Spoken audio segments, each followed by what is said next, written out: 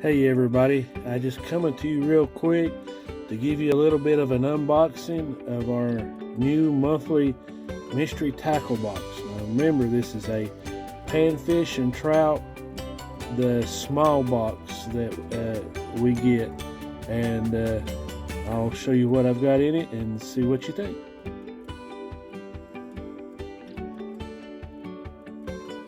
Okay, so I've got it all out now for you guys so that you can see exactly what all that came in the panfish and trout box. This is the smallest box that they have.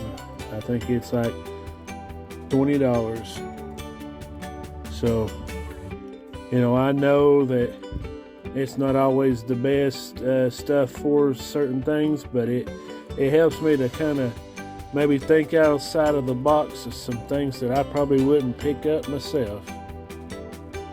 Hope you like it. Have a good day.